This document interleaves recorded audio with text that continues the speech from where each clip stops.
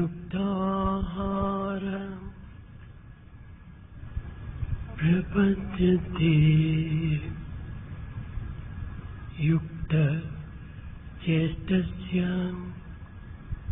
कर्मसु युक्त स्वप्नेन बोधस्य योगी भवति दुःखः योगी भवति दुःखः.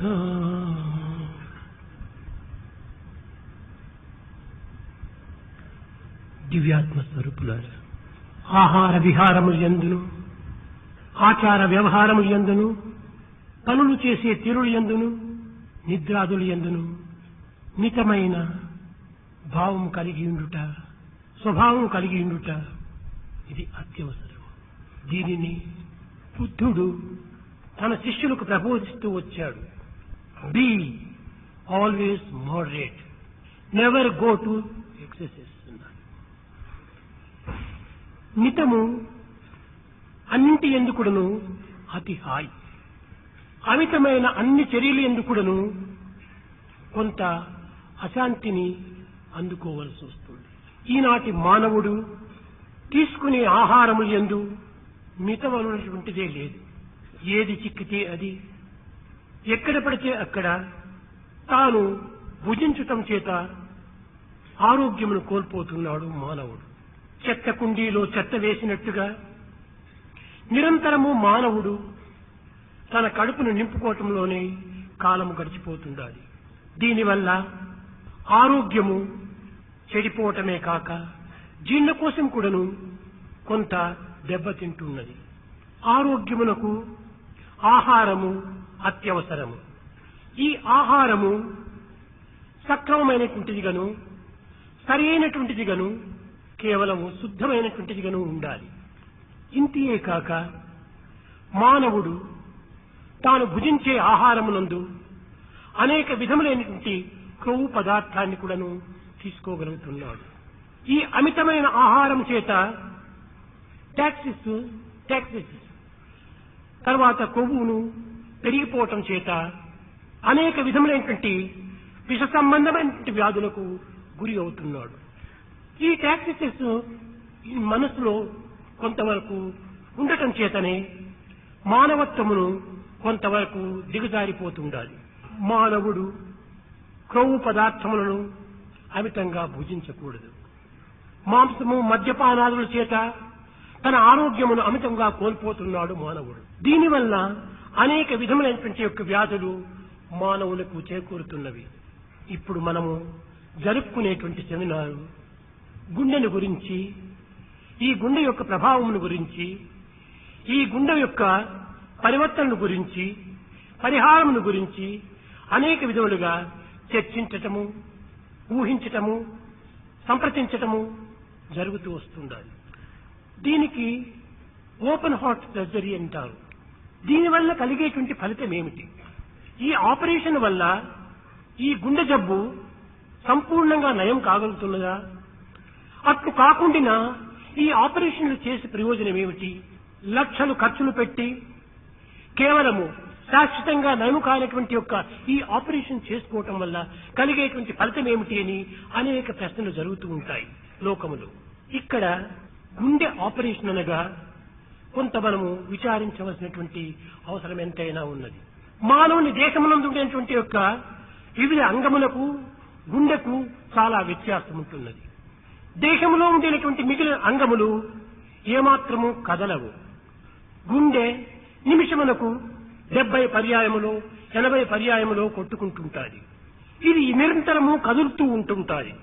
ఈ కదిలేటువంటి యొక్క గుండె పైన ఆపరేషన్ చేయటం అనేటువంటిది ఇది అసంభవం.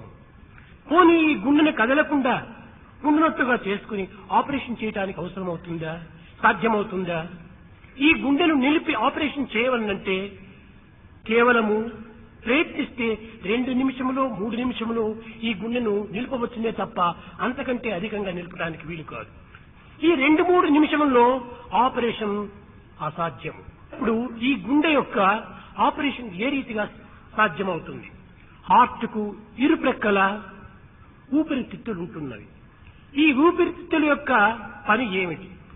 ఇది కేవలము చెడు రక్తాన్ని ప్రాణవాయువుతో నింపి దానిని పరిశుద్ధపరిచి దీనిని గుండెకు పంపి గుండె ద్వారా శరీరంలోనేటువంటి సర్వాంగములకు కూడాను సరఫరా చేస్తుంది.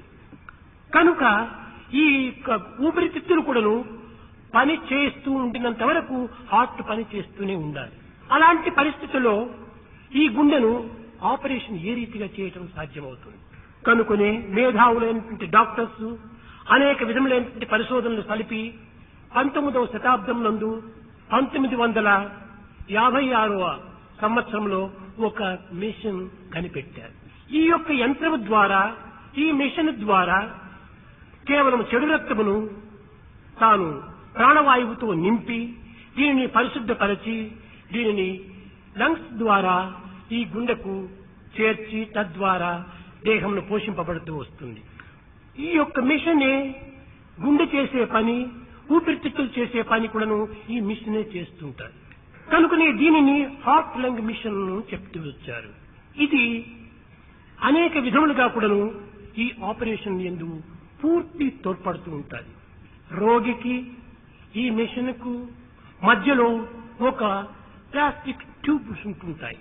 ఈ ట్యూబ్స్ ద్వారా మల రక్తము అందులో చేరి దీనిని పరిశుద్ధపరిచి తిరిగి ఆ మిషనే గుండెకు సరి అయినటువంటి పరిశుద్ధమైనటువంటి రక్తాన్ని అందిస్తూ వస్తుంటారు. ఆపరి జరిగేంత వరకు కూడాను ఈ మిషన్ పనిచేస్తూనే ఉండాలి.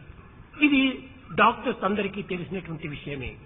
ఈ రోగికి ఈ మిషన్ కు మధ్యలో ఏర్పరిచినటువంటి ఈ ట్యూబ్ చాలా టైట్ గా దీన్ని బిగించాలి. కొంచెం లూజ్ అయినప్పుడు గాలి బుడగలు అందులో ప్రవేశించి తద్వారా మెదడుకు లేక గుండెకు కొంచెం ప్రమాదం కలిగిస్తుంది. కనుక దీని కేవలము కరెంటుతో మాత్రమే జరుగుతూ ఉంటుంది ఈ పని. ఈ కరెంట్ ఏమైనా ఆ సమయంలో ఫెయిల్ అయిపోతే ఆపరేషన్ చాలా ప్రమాదం అవుతుంది. కనుకని ఈ ప్రభుత్వం యొక్క కరెంటును మనము ఆధారం చేసుకుని ఆపరేషన్ చేయటము చాలా కష్టము. కనుక దీనిని ప్రత్యేకించి ఒక జనరేటరు దీనికి ఏర్పరచుకోవాలి. ఈ విధమైనటువంటి యొక్క ప్రయత్నాల చేతనే మన యొక్క హాస్పిటల్ లోపల అనేక విధమైనటువంటి యొక్క విజయాలు చేకూరుతూ వస్తున్నాయి. సంభవించినటువంటి ప్రతి గుండె యొక్క జబ్బు కూడాను ఆపరేషన్ ద్వారానే నయమవుతుందనేటువంటిది చాలా పొరపాటు.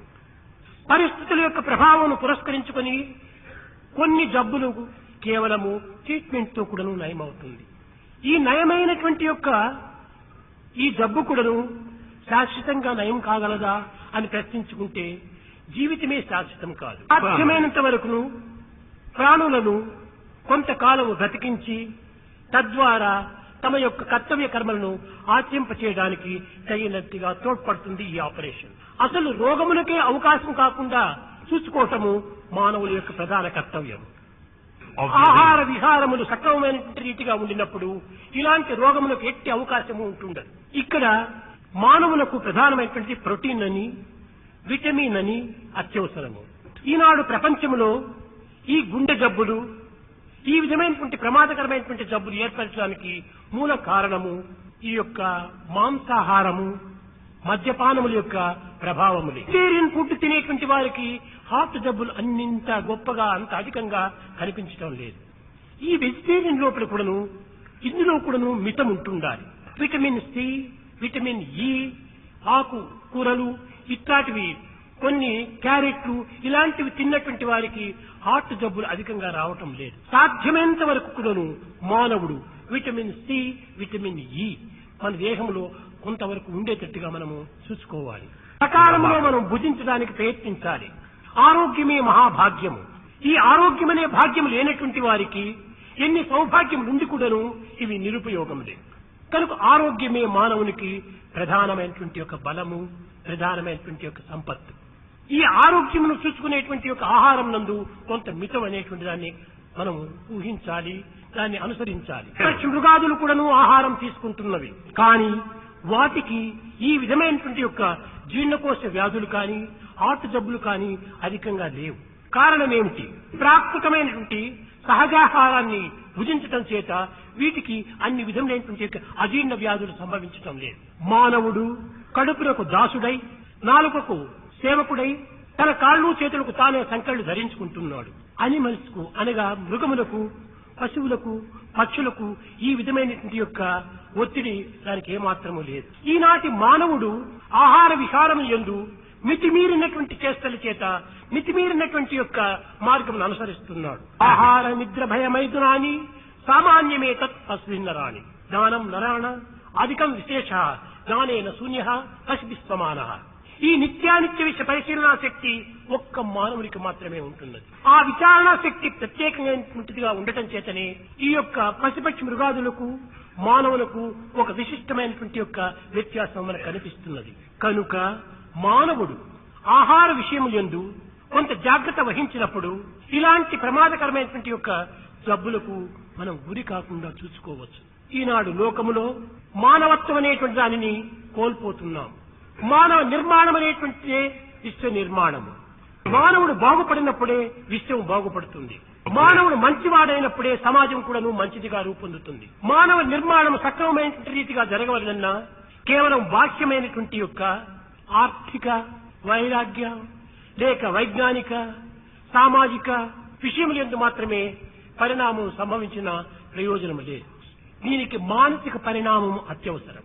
ఈ మానసిక పరిణామం జరిగినప్పుడే మానవుడు పరిపూర్ణ ఆరోగ్యాన్ని అనుభవించగలడు. ఈ మానసిక పరిణామం ఏ రీతిగా సంభవిస్తుంది? ఈ జీవితంలో మనం భుజించే సమయం నందు కూడాను ఒక రౌద్రమైనటువంటి విషయాలు కానీ, దుఃఖకరమైన విషయాలు కానీ, లేక కోపతాపములకు అవకాశం ఇచ్చేటువంటి విషయాలు కానీ మనము సంభాషించకూడదు. భుజించే సమయంలో ప్రశాంతమైనటువంటి యొక్క మనస్సుతో, పవిత్రమైనటువంటి భావములతో, కొంత దివ్యమైనటువంటి యొక్క తలంపులతో మనం ఆహారం తీసుకోవాలి. మెంటల్ టెన్షన్ అనేటువంటిది అనారోగ్యానికి కారణము. కనుక ఈనాటి ఆధునిక యుగమునందు భుజించే సమయమునందు కూడాను కొన్ని వికారమైనటువంటి యొక్క చేష్టలను ప్రదర్శించి ఒక విద్యుక్తమైనటువంటి యొక్క వాక్యములను అనుభవించేటువంటి యొక్క ఈ టీవీలు, రేడియోలు, వీడియోలు చూస్తూ మనం భుజిస్తూ ఉన్నాం. ఆహారం భుజిస్తూ ఒకవైపున దృశ్యము తోపల ఒక దుష్టమైనటువంటి యొక్క దీనిని మనము పరికిస్తూ రావటం చేత మన మనస్సు కొంత మాలిన్యంగా మారిపోతుంది. మనస్సు మాలిన్యం కాకుండా చూసుకోవడానికి తగినటువంటి కృషి చేయాలి. మాలిన్యం చేతనే అమితంగా అనారోగ్యం ఏర్పడుతూ వస్తున్నాయి. ఈనాడు నీరు కేవలము ఒక అశుద్ధంగా ఉంటున్నాయి. ఈనాడు గాలి అశుద్ధంగా ఉంటుండాలి. ఈనాటి శబ్దము అశుద్ధంగా ఉంటుండాలి. భుజించే ఆహారము అశుద్ధంగా ఉంటుండాలి. అన్నింటికంటే అశుద్ధము మనస్సు అశుద్ధము. కనుక ఈ యొక్క అన్ని రకమైనటువంటి యొక్క మాలిన్యం చేతనే మానవుడు అనుభవించలేనటువంటి యొక్క రోగములను అనుభవిస్తూ వస్తున్నాడు. మానవుడు నిరంతరము సాధ్యమైనంత వరకు కూడాను ప్రశాంతంగా జీవించడానికి తగిన కృషి చేయాలి. జరుగుతూ ఉంటాయి. ఇప్పుడు నువ్వు కేవలం ఒక పాసింగ్ క్లౌడ్. ఈ సత్యాన్ని గుర్తించినప్పుడు మనకు ఉద్రేకములు కానీ, లేక ఉల్లాసములు కానీ, రౌద్రములు కానీ, అశాంతులు కానీ మనలో ఆవిర్భవించవు. ఈనాటి మానవుడు అతి త్వరగానే ఆవేశములకు గురి అవుతున్నాడు. ఈ ఆవేశం అనేటువంటిది మహా చెడ్డకు రోగము. ఆ ఆవేశము ఆ ప్రజెంట్ సమయంలో మాత్రమే మనకు కొంత తృప్తినిచ్చినట్టుగా కనిపిస్తుంది, కానీ క్రమక్రమేణా అది మనకు చాలా అనారోగ్యాన్ని అందిస్తుంది. కనుక మనము భుజించే సమయం నందు కానీ, ఇంకే విధమైనటువంటి కొన్ని అశాంతులు మనకు సంభవించిన సమయం నందు కానీ ప్రశాంతిగా మనము కొంత విచారణ చేస్తూ కాలమును గడపాలి. మానవునికి పరిపూర్ణ ఆనందం అందించేటువంటిది మూడు. అవే పి మూడు పీలు. ఫస్ట్ పి ప్యూరిటీ, రెండవ P patience, third P Perseverance. ఈ మూడింటిని మనం సాధ్యమైనంత వరకు సాధించినప్పుడు మనం ఎట్టి రోగములకు కూడాను అవకాశం ఉండదు మనలో. ఈనాటి మానవుడు మితిమీరిన ఆశకు గురి అవుతున్నాడు. తినే ఆహారం కూడాను ఒక సాత్వికమైనటువంటి ఆహారంగా ఉంటుండాలి. కేవలము మాంసము, మద్యపానాదులు, సిగరెట్లు ఇలాంటి ఒక మత్తు సంబంధమైనటువంటి ఒక పదార్థములే కాకుండా కొంత మనము సంపాదించేటువంటి యొక్క ధనమునందు కూడాను అన్యాయార్జిత ధనం కూడాను ఇందులో కొంతవరకు రోగమునకు అవకాశం. ఈ అన్యాయార్జితమైనటువంటి ధనముతో మనం భుజించడం చేత మనకు అనేక విధములైనటువంటి మనకు తెలియనటువంటి వ్యాధులు మనలో ఆవిర్భవిస్తున్నాయి. దీన్ని హిందీ లోపల కూడాను జైసే అన్నే ఐసే మన్ అన్నారు. ఎలాంటి ఆహారము అలాంటి మనసు, ఎలాంటి మనసు అలాంటి సంకల్పము, సంకల్పంలో అలాంటి ప్రవర్తన, అలాంటి ఆరోగ్యం. కనుక ప్రవర్తన సక్రమమైనటువంటిదిగా ఉంటుండాలి. ఇప్పుడు కూడాను మానవుడు వరి వరి వరి ఎందుకు వరి చెయ్యాలి? ధనవంతుడు వరి చేస్తున్నాడు, దరిద్రుడు వరి చేస్తున్నాడు. ఈ వరికి కారణం ఏమిటి? తృప్తి లేకపోవటమే దీనికి మూల కారణం. ధనవంతుడు కూడాను ఎంత ధనమును సంపాదించినప్పటికీ అతనికి తృప్తి లేదు. నష్ట. ఈ అసంతృప్తి కలిగినటువంటి వానికి అంతా నష్టములే. భుజించే సమయంలో కూడాను తాను వరితోనే భుజిస్తూ ఉంటాడు. ఈ వరి వల్ల ఏమైపోతుంది? తొందరపాటు అధికమైపోతుండాలి. ఈ వరి హరి రెండూ చేరేటప్పటికే మానవుడు కొంత ఆరోగ్యాన్ని పూర్తి కోల్పోతున్నాడు. కనుకనే హార్ట్ జబ్బుకు ప్రధానమైనటువంటిది వరి హరి కరి. ఈ మూడు కూడా చాలా ప్రధానం. కరి ఫ్యాట్ ఇది చాలా ప్రమాదం. అందువల్లనే హార్ట్ జబ్బు ఉన్నటువంటి వాళ్ళకి డాక్టర్స్ చక్కగానే అడ్వైజ్ ఇస్తుంటారు, నీ వెయిట్ తగ్గించాలి అంటుంటారు. మన దేశం లోపల ఈ కొవ్వు పదార్థం అనేటువంటి అధికంగా ఉంటుండదు. అంతేకాకుండా ఈ విష సంబంధమైనటువంటి టాక్సిన్స్ అంటారు, అది కూడా ఉండకూడదు. అది ఒక విధమైన రక్తంతో కారది వచ్చేది, తో కూడినటువంటిదిగా ఉంటుంటాది. ఆహారంలోనే ఆ విధమైనటువంటి విషయంగా మారిపోతుంటాది. చేరి అనేక విధమైనటువంటి శ్రమలను కలిగిస్తూ ఉంటుంటారు. కనుక మానవుడు ఈ ఆరోగ్యాన్ని కాపాడుకునే నిమిత్తమై కొంత ఆహారాన్ని మితము చేయాలి. 50 సంవత్సరములు దాటిన తర్వాత క్రమక్రమేణ ఆహారాన్ని తగ్గిస్తూ రావాలి. కానీ కొంతమంది ఆహారాన్ని తగ్గిస్తారు, కానీ క్యాలరీ ఎక్కువగా వస్తుంటాయి. కూడా తగ్గించాలి. ఇవి తగ్గించినప్పుడే తనకు ఒక విధమైనటువంటి యొక్క హార్ట్ జబ్బు కానీ, పెరాలిసిస్ కానీ, ఐ కంట్రాక్ట్ ఒక క్యాట్రాక్టిస్ కానీ చాలా హెల్ప్ చేస్తుంటాయి. ఎక్కువగా భుజిస్తున్నాను అని 2 స్పూన్లు నెయ్యి వేసుకుంటాడు, 4 అప్పడాలు తింటాడు. అప్పడము 100 క్యాలరీస్ 150 క్యాలరీస్ ఉంటాయి. ఈ ఆయిల్ తో చేరటం చేత క్యాలరీ అధికమైపోతుంది. 1 టీ స్పూన్ నెయ్యి 100 క్యాలరీస్ ఉంటుంటాయి. కనుక ఇది క్వాంటిటీ తక్కువగానే గాని అది క్వాలిటీ ఎక్కువగా ఉంటుంటాయి. కనుక ఈ విషయంలో కూడా మనం చక్కగా విచారణ చేసి ఆహారాన్ని తీసుకోవడానికి కృషి చేయాలి. కనుకనే మానవుడు ఆరోగ్యాన్ని కాపాడుకునే నిమిత్తమై ఆహారము సాత్వికమైనదిగాను, మితమైనటువంటిదిగాను, హితమైనటువంటిదిగాను ఉంటుండాలి. డాక్టర్స్ పేషెంట్స్ చెప్తుంటారు, ఈ దురభ్యాసాలు మానమని చెప్తుంటారు. స్మోకింగ్ మంచిది కాదు అంటారు, డ్రింకింగ్ మంచిది కాదు అంటారు. అనగా ఏమిటి? వాటర్ కాదు, ఆల్కహాల్. ఇది మంచిది కాదు అంటారు. ఇవన్నీ వింటారు పేషెంట్స్, స్మరించడం లేదు. కారణం ఏమిటి? మరి తప్పు డాక్టర్స్ ది తప్పు. ఏ విధంగా? ఇది స్మోకింగ్ మంచిది కాదని పేషెంట్ కి చెప్తారు, డాక్టర్ స్మోక్స్ చేస్తాడు. మంచిది కాదంటారు, ఆ డాక్టర్స్ పుచ్చుకుంటాడు. అయితే తానెందుకు మానడు, మాకెందుకు చెప్తుంటాడు అనేటువంటి యొక్క అనుమానం చేత పేషెంట్లు అవి కూడా వారు కూడా పుచ్చుకుంటారు. కనుక ఈనాటి అందరూ కాదు, కొంతమంది డాక్టర్స్ ఈ విధమైనటువంటి యొక్క దురభ్యాసముల చేత పేషెంట్స్ కూడా కొంతవరకు అనానుకూలం సంభవింపజేస్తున్నారు. ప్రేమ స్వరూపులారా, మీరు అనేక విధమైనటువంటి యొక్క ఉన్నత విద్యను గడిపినటువంటి వారు, మీకు ఆరోగ్య విషయమైనటువంటి అన్ని విద్యలను కూడా మీకు చక్కగా తెలుసుకున్నటువంటి వారు, కానీ మీకు అనేక విధమైనటువంటి డిగ్రీస్ అంతా కూడా వచ్చేసేసినాయి. ఎండి అని, ఎఫ్ఆర్సిఎస్ అని, ఎంఆర్జిఓస్ అని, ఈ విధమైన అనేక డిగ్రీస్ తెచ్చుకున్నారు. అయితే ఇక్కడ మనం ఒక చిన్న విషయాన్ని మనం గుర్తించాలి. ఎవరికి వచ్చినాయి? నాకు అని నీవు అనుకుంటున్నావు కాదు, నీ నాలెడ్జికి వచ్చినాయి. అవి నీ యొక్క స్టడీ వల్ల వచ్చినటువంటివి అవి. కాబట్టి అవి నీవి కాదు. వచ్చినటువంటి డిగ్రీస్, నీ మెమరీకి వచ్చినటువంటి డిగ్రీస్, నీ యొక్క మేధాశక్తికి వచ్చినటువంటి డిగ్రీస్, అవి నీవి కాదు. నీవి ఎప్పుడవుతాయి? చదివినటువంటి చదువులను, ఆ నేర్చినటువంటి విద్యలను ప్రాక్టికల్లో పెట్టినప్పుడు ఆ డిగ్రీ మనకు అన్వయిస్తుంది. నేను ఈ డిగ్రీ తీసుకున్నాను అనుకుంటున్నావు, అది నీది కాదు, చాలా తప్పది. ఇది రాలేదు, అది నీ మెమరీ పవర్కి వచ్చింది, నీకేమొచ్చింది. కానీ నీవు ప్రాక్టికల్లో పెట్టు, నిత్య జీవితం లోపల దానిని అనుభవించడానికి తగినటువంటి ప్రయత్నం చేయి, అన్వయిస్తుంది.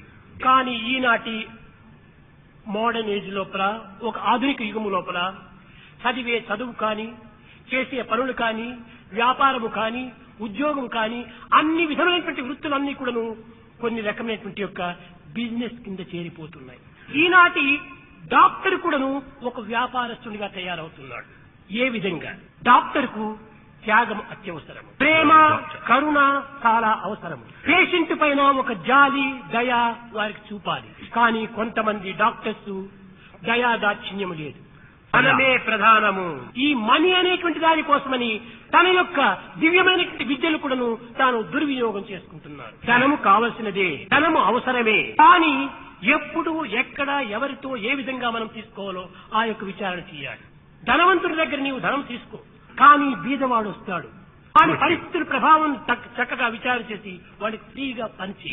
కానీ ఈనాటిలో పరిస్థితి యందు డాక్టర్స్ ఆ విధంగా కొంతమంది అనుసరించడం లేదు. పెండికి పిడుగుకు ఒకే మంత్రమే, ధనవంతుడికి దరిద్రానికి ఫీజింకే సరి అయినటువంటిది కాదు. వైద్యో నారాయణ హరిహి, ఇతడు నారాయణ వంటి వాడు. వ్యక్తుల యొక్క ప్రాణములు డాక్టర్ చేతిలో ఉంటున్నాయి కనుక నారాయణునికి ఏ విధంగా కరుణా దయ అనేటువంటిది ఉంటుంటారో ఆ విధమైనటువంటి కరుణా దయా ప్రేమలు వైద్యుల్లో కూడా ప్రవేశించాలి. ఆ దయా ప్రేమలు లేకపోయినప్పుడు మానవుడు ఈ డాక్టర్ అయి కానీ ధనమును సంపాదించి కానీ ప్రయోజనము లేదు. డాక్టర్ ప్రేమతో పేషెంట్ ను చూసినప్పుడు పేషెంట్ యొక్క వ్యాధి సహజంగా అర్థం వ్యాధి తగ్గిపోతుంది. ఇది సైకలాజికల్ గా కూడా ఉంటుండాలి. మానవునికి మన ప్రభావం చాలా ఉంటుండాలి. మొట్టమొదట మనో ప్రభావాన్ని మొట్టమొదట మనము ప్రదర్శింపచేయాలి. మాటతో, నవ్వు ముఖముతో, ఒక విధమైనటువంటి యొక్క దయా ప్రేమతో ఆ పేషెంట్ చూస్తే వాడు చాలా నివారణ అయినట్టుగా భావిస్తాడు. పేషెంట్ ని చూస్తానే రెస్ట్లెస్ గా, కేవలం ఒక విధమైనటువంటి పదములు సరైనటువంటి రీతిగా లేక, ముఖం కూడా పేషెంట్ దగ్గర క్యాస్ట్రాల్ ఫేస్ గా పెట్టుకొని ఆ విధమైనటువంటి యాక్ట్ లేని చేస్తే పేషెంట్ కృంగిపోతాడు. అప్పుడే పేషెంట్ ముందు నవ్వుతూ ఏమి భయం లేదు, ధైర్యంగా ఉంటుండు అని ఈ ధైర్యమైనటువంటి యొక్క గ్లూకోసు కాల్షియం వాళ్ళకి అందించాలి. మొట్టమొదట కరేజ్, ఎంకరేజ్మెంట్ ఇవ్వాలి. కానీ ఈనాటి డాక్టర్స్ కొంతమంది ఆ విధంగా ఇవ్వటం లేదు. డాక్టర్స్ రోగుల యొక్క వ్యాధులు నివారణ చేయాలనుకుంటే మొట్టమొదట దయా ప్రేమలను పెంచుకోవాలి. దయనే చాలా గొప్ప విలువ కనుక దయను పెంచుకోవాలి. ఆరోగ్యాన్ని కాపాడుకునేది ఏ విధంగా ఉండాలి? ఒక చిన్న ఉదాహరణ, మీరు నమ్మినా నమ్మకపోయినా నా ఇది నాకు సాక్షి. 54 years నుంచి ఇప్పుడు ఈ శరీరానికి 68, కానీ 54 years నుంచి 14 years నుంచి కూడాను నా వెయిట్ 108. ఏనాడైనా కూడా 109 or 107 రాలేదు. ఈ బ్యాలెన్స్ ను మనము కాపాడుకోవాలి. కానీ డాక్టర్స్ ఇది నమ్మరు. చేయకపోయినా బోన్స్ అన్నా పెరుగుతాయి కదా అనుకుంటారు వాళ్ళు. కానీ నాలో ఆ విధంగా లేదు. కారణం ఏమిటి? నా నియమం నా నియమమే. పోయినప్పటికీ దరిద్రుని ఇంటికి పోయినప్పటికీ నేను ఎంతనో అంతనే నేను భుజిస్తాను, కానీ అమితంగా నేను కానీ కాళ్ళ నొప్పి కానీ ఏ నొప్పులు కూడా నాకు లేవు.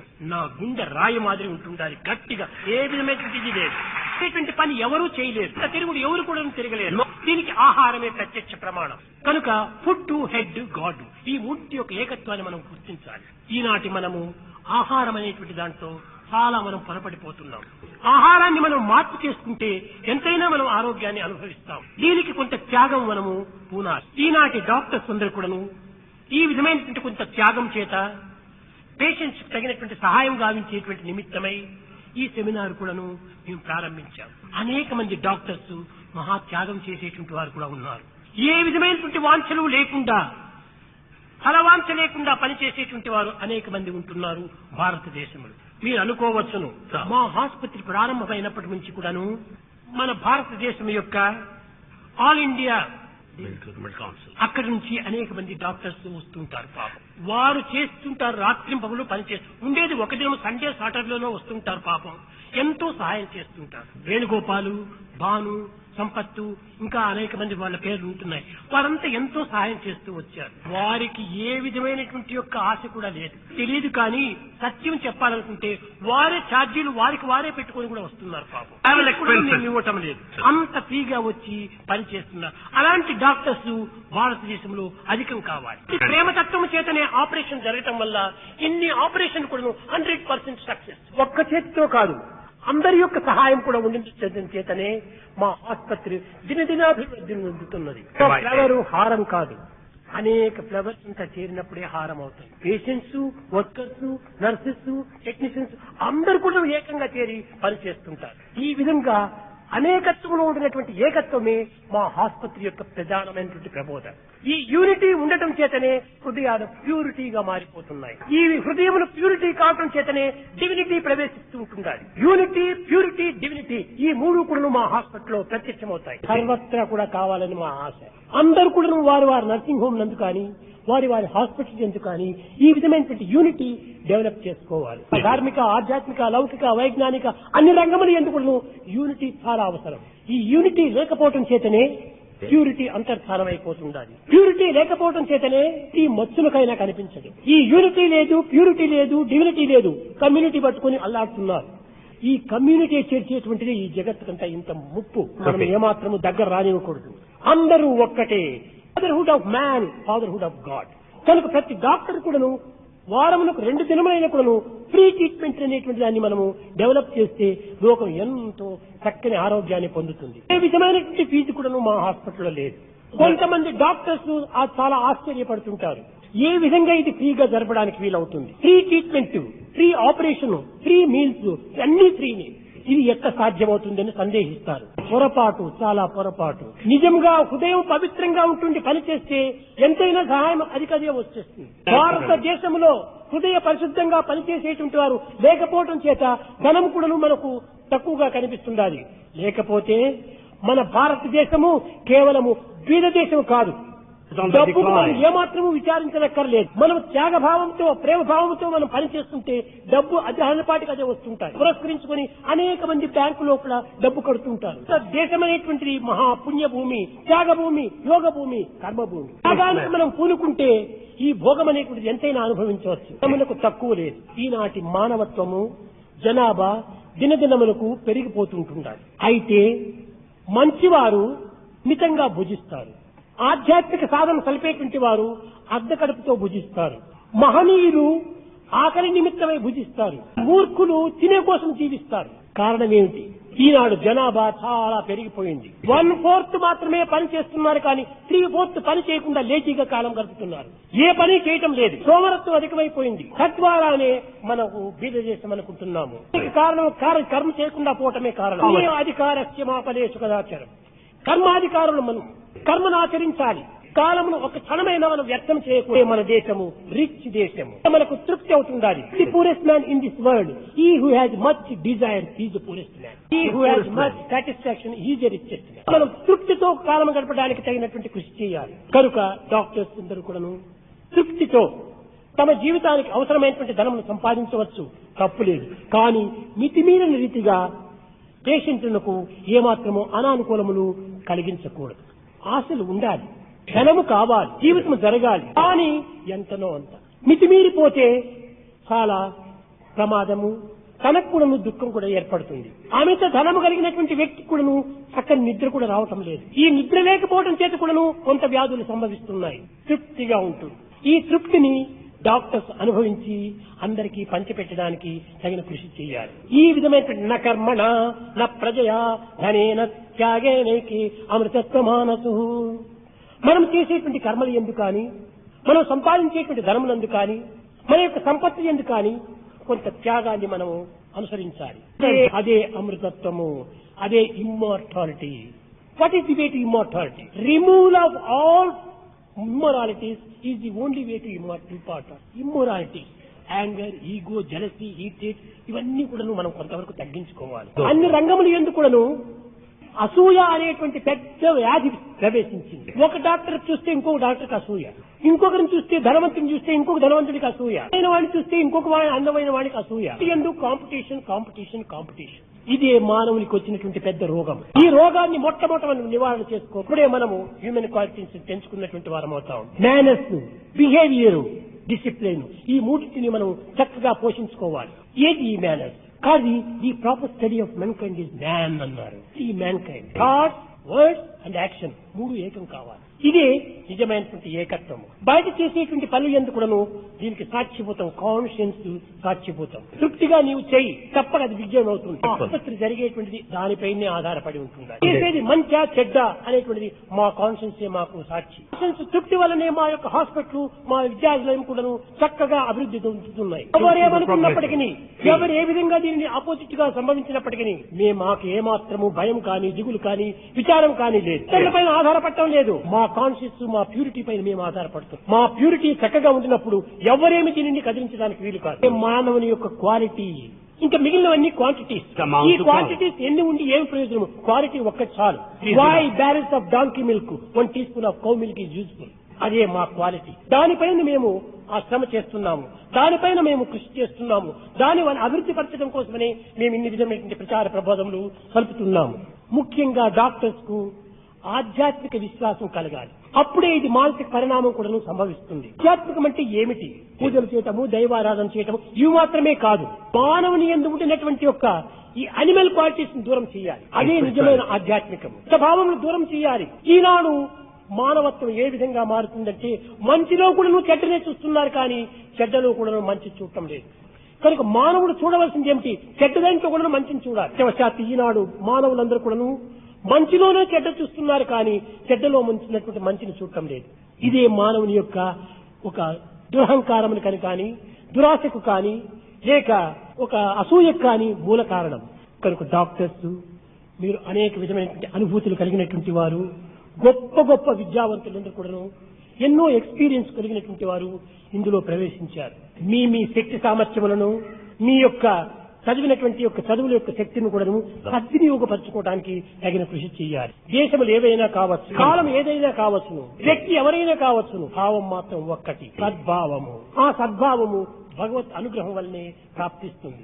కనుక యూనిటీ ఇన్ ప్యూరిటీ, డివినిటీ, ఈ మూడింటిని మాత్రము మనం డెవలప్ చేసుకోవాలి. తర్వాత అండర్స్టాండింగ్ చక్కగా చేసుకుంటే అడ్జస్ట్మెంట్ ఈజీగా అయిపోతుంది. అన్నింటి ఎందుకు మిస్అండర్స్టాండింగ్ ఇది మరింత పెద్ద జబ్బు, అది మంచిది కాదు. కనుక అండర్స్టాండింగ్ మంచిదిగా చేసుకోండి. అందరూ అన్నదమ్ముల వలె జీవించాలి. ఈ పేషెంట్స్ ను కూడాను మనవారిగా మనం భావించాలి. వారికే కాదు జబ్బు ఈనాడు మనకు ఎప్పుడు వస్తుందో ఏమో. కోటీశ్వరుడు కూటిపేద అనేటువంటి వ్యత్యాసం చూడదు, ఎవరికైనా రావచ్చును. కనుక వారిని మనం దయతో చూసినప్పుడే మనల్ని ఇతరులు దయతో చూస్తారు. దయతో చూచి ఈ దయను ఇతరులు కూడా పంచిపెట్టడము చాలా అవసరం. కనుక ఈ 3 దినములు ఈ చేరినటువంటి డాక్టర్స్ అంతా కూడాను సరి అయినటువంటి యొక్క భావమును కలిగి దీన్ని ఏ విధంగా మనం డెవలప్ చేయాలి, ఈ జగత్తులో రోగములు లేకుండా, హార్ట్ జబ్బులు రాకుండా ఉండేదానికి ఏది మనము తగినటువంటి ఉపాయము అని దీన్ని కనిపెట్టడానికి తగిన కృషి చేయాలి.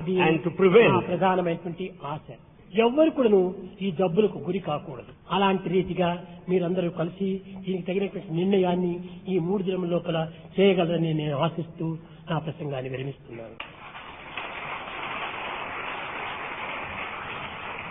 And brings this discourse to a close.